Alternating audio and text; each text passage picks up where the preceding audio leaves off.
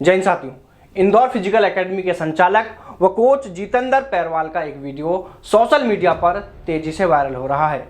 यह वीडियो किसी अच्छे कार्य के लिए नहीं बल्कि उसकी कोचिंग में सेना भर्ती की तैयारी करने के लिए पहुंचे एक गरीब लड़के के साथ बदतमीजी करते हुए का है। हालांकि बताया जा रहा है कि यह वीडियो करीब 1 महीना पुराना है, लेकिन फिर भी आप सभी को यह वीडियो दिखाना बेहद जरूरी है। पहले आप एक बार यह वीडियो देख लीजिए, क्योंकि जिस कोच को आप में से ही कुछ लड़के व लड़कियां भगवान मान रहे हैं, उसे अपना गुरु मानकर इतना सम्मान दे रहे हैं, क्या वास्तव में वह इस सम्मान के लायक है भी या नहीं? चलिए देखते हैं वीडियो दिखाने से पहले आपको बता दें कि जिन गंदे शब्दों का इस्तेमाल इस कोच ने किया है उसे दिखाना वैसे तो सही नहीं है, क्योंकि हमारे साथ लड़कियां भी जुड़ी हैं। लेकिन इस कोच की हकीकत आप सभी को बताने के लिए यह वीडियो भी आपको दिखाना जरूरी है। देखिए वीडियो।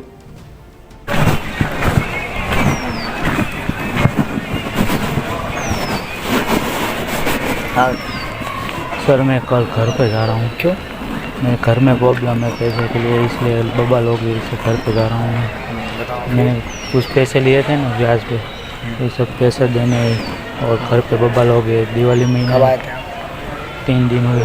कितना रुपये जमा करवाए थे? 6000। 6000 वही है। आप किसान को बाप को ट्रेनों को चोदना मत सिखाना। किसान को बाप को ट्रेनों को चोदना मत सिखाना। सुन ले मेरी बात। सर सुन ले इधर। मैं आपको ऐसा लगे मैं घर पे कॉल करके, अरे मुझे कोई मतलब नहीं उस चीज़ से ना, तेरे से तो मैं तेरा सब छोड़ो। आपने मुझे बोला था कि सर मैं वहाँ पर जॉब करके आया हूँ। कहाँ पर गए थे जॉब करने के लिए? तो नहीं, तेरे नहीं, अकाउंट में 25,000 रुपये थे। सुन ले मेरी बात। नहीं सर, नहीं सर, आप हाँ बोल, आगे क्या प्रोसेस करना बता मुझे। मेरे अकाउंट में देख लो। कोई दिक्कत छोड़ो, अब क्या करना आगे बताओ। सर मुझे अभी घर जाना है। घर चले जाओ, कोई दिक्कत नहीं। पैसे 1 रुपया में मिलेगा, बोलो आगे प्रोसेस। पैसे 1 रुपया में मिलेगा, बोलो आगे प्रोसेस बताओ। आपके मुंह से आप सुन लो मेरी बात को। मेरे सर पापा भी नहीं, मेरे मम्मी एक है और घर पे काम करे, तो आप 200 रुपये दिन के सिर्फ आते हैं। 6000 मेरे के लिए वो महीने की फी होती है। हाँ, वो आपकी समस्या है। मैंने आपको पहले कंफर्म बोल दिया था पहले ही कि सोच समझ कर एडमिशन करवाना, और इसके बाद में कोई ज़बरदस्ती तो बुलाया नहीं 9000 सुन ले मेरी बात को। 9000 रुपये आपसे फीस थी। आपने बोला कि सर मैं 6000 रुपये दे देता हूँ, और बंदा उनको क्या बोला था, लेकिन सर 3000 वापस दूँगा। 3000 मत दे तो मेरे पास पैसा नहीं है अभी। वो आपकी समस्या है ना, अब नहीं हो पाएगा वापस, क्योंकि 4000 रुपये चले गए रहना खाने के, 2000 रुपये ट्रेनिंग करा के था मैं केवल आपसे। सर आप पहले बोले थे कि आप ट्रेनिंग नहीं लोगे, पर मेरे पास अभी पैसा नहीं, मुझे घर पे जाना, नहीं तो मैं यहाँ रह जाता हूँ। ट्रेनिंग फीस नहीं लेंगे। तो आपने क्यों दी मेरे को ट्रेनिंग फीस 2000 रुपये? आपने मांगा तो मैं क्या करूँ? मेरे पास क्या मांगा था? तूने क्या बोला मेरे को? मैंने बोला कितने रुपये दे दोगे? मैंने क्या बोला था? सर मेरे पास पैसा नहीं है। कोई बात नहीं कि आप आधा दे दोगे। हाँ, फिर कि मैंने बोला आपको कि तुम 6000 दे दो, 7000 दे दो। ये पैसे सर बहुत मेहनत के पैसे हैं सर। मैं क्या बोल रहा हूँ, 1 रुपये भी वापस नहीं होगा। मैं आपको कंफर्म बोल दूँ चीज़ के लिए, क्योंकि फीस हमने आपसे नहीं मांगी। सर मैं 3-4 दिन ही हुए। आपका जो पैसे है वो काट लो, मैं ऐसा नहीं। 1 रुपये भी वापस नहीं होगा।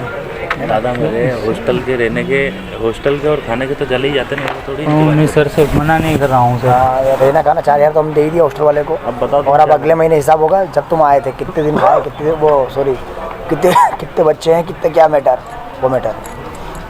रहना खाने के वापस देता कोई? क्या हॉस्टल वाले को दे दिया, वो देगा क्या? रसीद कट गई ना। अब मेरे सिर्फ 3 दिन हुए, 3-4 बेटा 1 दिन भी होगा ना, 1 घंटा का भी वापस नहीं होगा। मैं आपको बता दूँ। जैसे क्या होता है कि एक बार पैसा दे दिया ना तो वो लोग हॉस्टल वाले वापस नहीं देते। नहीं। हाँ बेटा बोलो। सर मैं आपका पैर जोड़ता हूँ सर। मेरी बात सुनो, घिंगाने की जरूरत नहीं है आपको।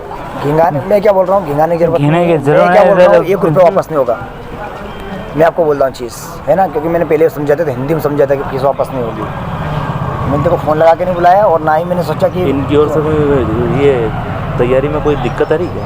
तैयारी में सर कोई मेरे घर पे दिक्कत है, क्योंकि मैंने पैसा लेता हूँ और मांग रहे हो, और मैं अभी आए तो जब भी सोच के आना चाहिए ना यार। मैं बताऊँ यार, बड़ा भैया कुछ नहीं मैटर। ये कोई जॉब करने गया था, ये नहीं सर, साइलेंट हो जा।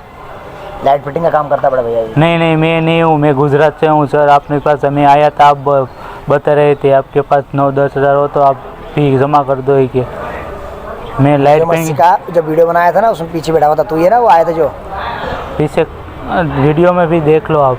तो नहीं आए वीडियो में?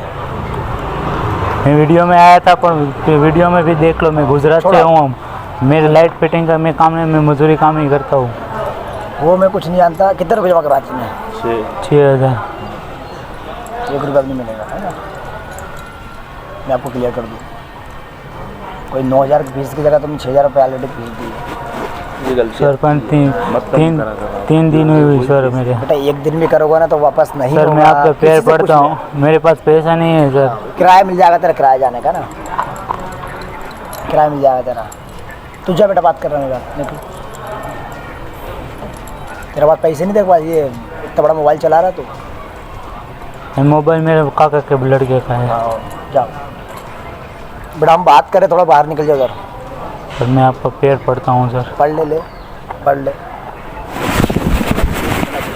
जाओ पढ़ता हूँ सर। पढ़ ले पढ़ ले, जाओ। हम बात कर रहे हैं यार, निकलना उधर। पागल हो गया क्या तू? कुछ तो सर दीजिए। तेरे को बोला ना, तेरा किराया मिल जाएगा तेरा। और अभी सामान वामान उठा, जाओ। किराया ना? हाँ मिल जाएगा किराया। भाड़ा? हाँ मिल जाएगा, जाओ। कितना लगता है? 200 लगता है, 300 लगता है? 330। मिल जाएगा भाड़ा आपको, 500 मिल जाएंगे, जाओ। आवाज आई आपको?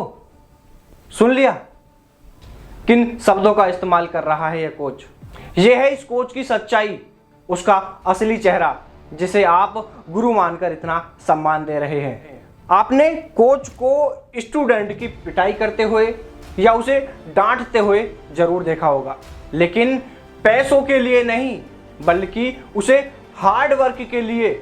यदि किसी स्टूडेंट की तैयारी में कहीं कोई कमी है तो उसे सुधारने के लिए, लेकिन कोच के नाम को कलंकित करने वाला यह शख्स, कोचिंग संचालक, उस लड़के को पैसे नहीं लौटाने के लिए इतनी गंदी गाली बोल रहा है, जो शायद दुनिया में कोई कोच, कोई शिक्षक, कोई गुरु अपने विद्यार्थी के सामने इतने गंदे शब्दों का इस्तेमाल नहीं कर सकता।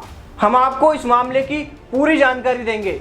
जिस लड़के के साथ यह गलत व्यवहार किया गया, डी न्यूज ने उससे भी बात की है और कोचिंग संचालक जितेंद्र पैरवाल से भी हमने इस मामले को लेकर बातचीत की है। तो चलिए पहले आपको उस लड़के की पूरी कहानी बताते हैं कि आखिर ऐसा क्या हुआ जो इंदौर फिजिकल एकेडमी के संचालक व कोच पैरवाल ने इस लड़के के साथ इतना गलत व्यवहार किया। जानकारी है कि यह लड़का गुजरात का रहने वाला है। यह कुछ दिन पहले YouTube पर वीडियो देखकर इंदौर फिजिकल एकेडमी पहुंचा था। इस लड़के ने इंदौर फिजिकल एकेडमी में तैयारी के लिए शुरुआत में 6,000 रुपये जमा कराई। वह लड़का 3-4 दिन कोचिंग में रहा, लेकिन उसे वहां ठीक नहीं लगा।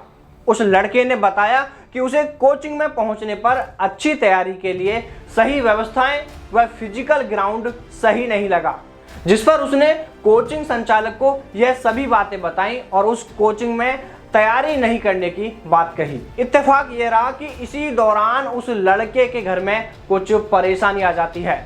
उसने बताया कि उसकी माँ की तबीयत खराब है और उसके पिता नहीं हैं। वह घर में अकेला भाई है, उसकी 3 छोटी बहनें हैं। इस लड़के ने कोचिंग संचालक जितेंद्र पैरवाल से माँ की तबीयत खराब होने की बात बताते हुए गांव लौटने की बात कही और उस लड़के ने कहा कि जितने दिन वह कोचिंग में ठहरा है उतने दिन का रहने व खाने का पैसा काट लीजिए और बाकी की मेरी फीस मुझे वापस लौटा दीजिए। मैं अभी तैयारी नहीं कर सकता, मुझे घर जाना है बस। फिर क्या, पैसे लौटाने की बात सुनते ही कोचिंग संचालक पैरवाल भड़क गया और अपनी असलियत दिखा दी। उस लड़के से कहा, एक पैसा भी नहीं दूंगा। उस लड़के ने कहा, सर आपको यकीन नहीं है तो घर पर बात करके पूछ लो, माँ की तबीयत बहुत ज्यादा खराब है। जिस पर उस संचालक ने कहा, मुझे इससे कोई मतलब नहीं है, मुझे इससे कोई मतलब नहीं है, समस्या तेरे घर में है तो वो तेरी है, मुझे इससे कोई लेना देना नहीं है। वह लड़का बार बार कह रहा था, सर मैं आपके पैर पकड़ता हूं, प्लीज मुझे मेरे बाकी के पैसे लौटा दो। लेकिन YouTube पर थोड़ी सी फैन फॉलोइंग क्या मिल गई, यह शख्स तो अपनी औकात ही भूल गया। उस लड़के से कहता है, ये ले पकड़ ले पैर और निकल ले यहाँ से, कोई पैसा वापस नहीं मिलेगा। वह लड़का गिड़गिड़ाता रहा, सर प्लीज पैसे दे दीजिए, 200 रुपये दिन के हिसाब से मजदूरी के मिलते हैं, उसी से घर खर्च चलता है, और कुछ पैसे उनमें से कोचिंग के लिए बचाए थे तो कुछ किसी से ब्याज पर उधार लिए थे। सर बड़ी मेहनत के पैसे हैं, आप जितने दिन मैं कोचिंग में रहा उसके खाने रहने या और भी कोई छोटी मोटे खर्चे हैं तो आप सर वह पैसे काट लीजिए, सर बाकी पैसे मुझे लौटा दीजिए। लेकिन इस पैसे के भूखे भेड़िए का दिल नहीं पसीजा, जिस पर उस लड़के ने कहा आप पैसे नहीं लौटा रहे तो कोई बात नहीं, आप बस मुझे इतने पैसे दे दीजिए जिससे कि मैं किराया लगाकर मेरे गांव मेरे घर पहुंच सकूं। लड़का कहता है आप मुझे 330 रुपए दे दीजिए, मैं किराया लगाकर अपने घर चला जाऊंगा। और फिर क्या, यह सुनने के लिए तो वह सोच ही रहा था कोचिंग संचालक, और वह राजी हो गया और उसने उस लड़के से कहा चल ठीक है अपना सामान उठा के ले आ और किराए के पैसे ले जाना। इस पूरे मामले को लेकर जब डी न्यूज ने कोचिंग संचालक जितेंद्र पैरवाल से बात की तो उन्होंने बताया कि यह मामला करीब 1 महीना पुराना है। उन्होंने बताया कि उस लड़के को बाद में पूरी फीस भी लौटा दी गई। डी न्यूज ने कोचिंग संचालक से पूछा कि आपको नहीं लगता कि जिस तरह आप एक स्टूडेंट के साथ इतने गंदे शब्दों का इस्तेमाल कर रहे हैं, क्या वह सही है? क्या आपके लिए पैसा ही सब कुछ है, इंसानियत नाम की कोई चीज नहीं है? जिस पर कोचिंग संचालक ने कहा कि ऐसा नहीं है, मुझसे गलती हुई है, मैं उस लड़के से माफी चाहता हूं और भविष्य में ऐसा कभी भी दोबारा नहीं होगा। कोचिंग संचालक से डी न्यूज ने और भी कई तीखे सवाल पूछे, लेकिन हर सवाल का जवाब सॉरी बोलने के सिवाय उनके पास कुछ भी नहीं था। वो हर सवाल के जवाब में कह रहे थे हाँ मुझसे गलती हुई है और मैं इसके लिए क्षमा प्रार्थी हूँ, मैं उस लड़के से क्षमा चाहता हूँ, और जिन भी लोगों को ठेस पहुंची है, जिन भी लोगों की भावनाओं को आहत किया है, मैं उन सभी से भी माफी चाहता हूं। साथियों, इस मामले को लेकर कोचिंग संचालक जितेंद्र पैरवाल व उस लड़के से हुई बातचीत का ऑडियो डी न्यूज के पास सुरक्षित है। तो साथियों, ये था पूरा मामला। अब आप सभी इस बारे में क्या सोचते हैं? क्या एक गुरु को अपने शिष्य के साथ इस तरह का व्यवहार करना चाहिए? आपकी राय हमें कमेंट करके जरूर बताएं। तो चलिए साथियों, फिर मुलाकात करते हैं आपसे सेना भर्ती से जुड़ी किसी नई अपडेट के साथ। तब तक सावधान रहें, दलालों से दूर रहें, अपना और अपनों का ख्याल रखें। जय हिंद, जय भारत, वंदे मातरम।